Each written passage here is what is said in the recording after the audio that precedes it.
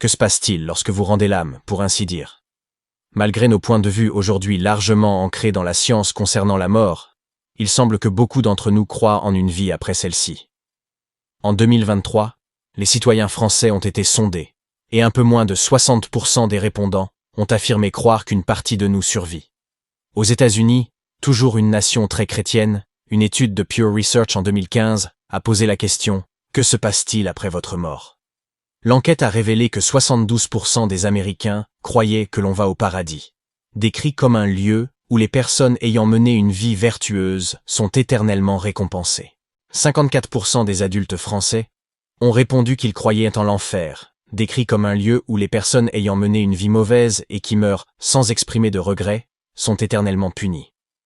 Gardant cela à l'esprit, bienvenue dans cet épisode de WeStory, ce qui se passe lorsque vous mourrez. N'oubliez pas de vous abonner et de cliquer sur la cloche pour faire partie de notre équipe de notifications. Il semble que beaucoup de gens croient qu'après la mort, nous pourrions être installés dans quelques paradis nuageux. Ou inversement, si nous n'avons pas adhéré à l'éthique qui nous est prescrite par notre religion choisie ou dénomination de cette religion, nous pourrions être confrontés au feu de l'enfer éternel et à la perspective de nous prosterner devant un homme barbu qui ne pose presque jamais sa fourche. Mais commençons par un réalisme empirique et examinons ce qui se passe réellement dans le corps lorsque nous mourons. Les médecins déterminent la mort lorsque le cœur cesse de battre et qu'il n'y a plus d'activité électrique dans le cerveau. La mort cérébrale équivaut à la mort, bien que les machines puissent vous maintenir en vie un peu plus longtemps.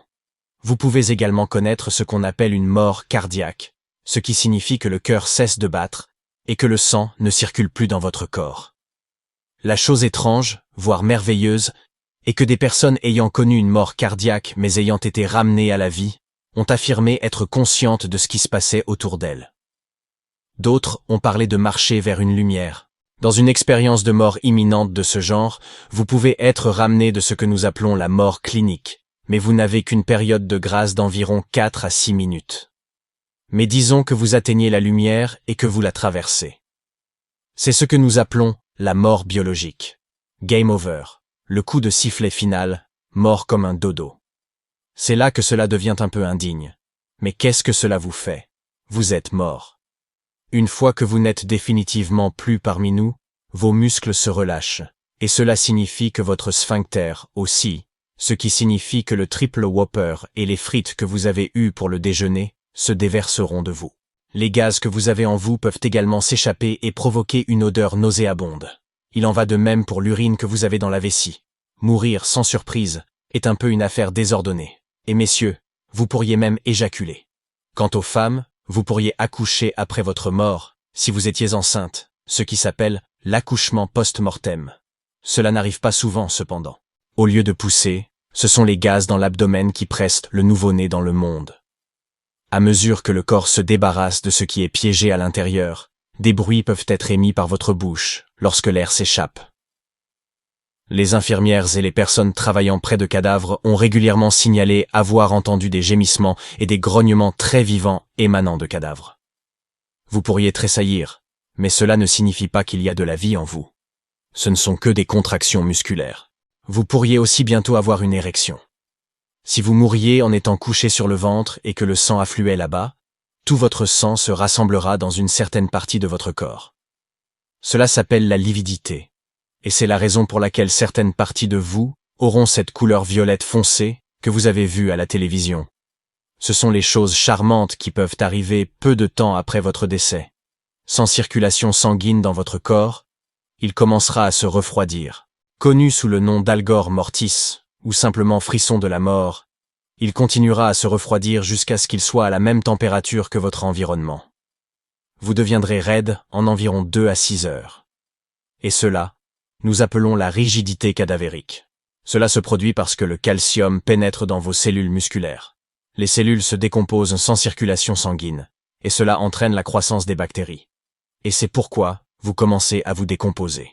Vous pourriez avoir l'impression que vos cheveux ou vos ongles ont poussé, mais ce n'est pas le cas. Ce qui se passe, c'est que votre peau se rétracte, donnant l'impression de croissance.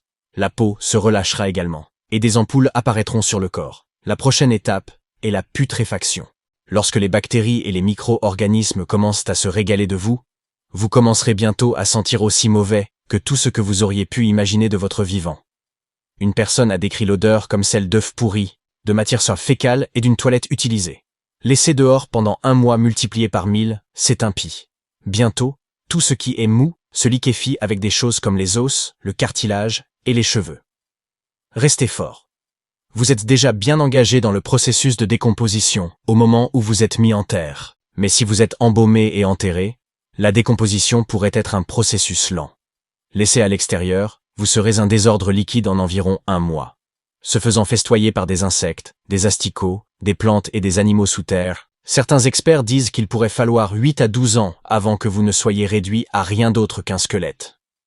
Après environ 50 ans, même vos os deviendront partie intégrante de la Terre. Nous devrions ajouter que le taux de décomposition dépend de toutes sortes de facteurs, trop nombreux pour être énumérés ici, mais nous pensons que vous avez saisi l'idée. Alors que certaines personnes rapportent que leur expérience de mort imminente était une scène à contempler, ce n'est pas toujours le cas. Une personne écrivant sur Reddit a décrit son expérience comme suit. C'était juste un vide noir. Aucune pensée, aucune conscience, rien. Y a-t-il vraiment quelque chose d'autre? Le philosophe français René Descartes croyait que l'âme était séparée du corps. Comme de nombreuses religions vous le diront, et peut-être que lorsque nous mourrons, quelque chose persiste. Friedrich Nietzsche a parlé du concept de la récurrence éternelle, signifiant que toute existence ou énergie dans l'univers se répète éternellement. Vous vivez la même vie encore et encore, à jamais. Maintenant, cela ne vous donne-t-il pas envie de vivre?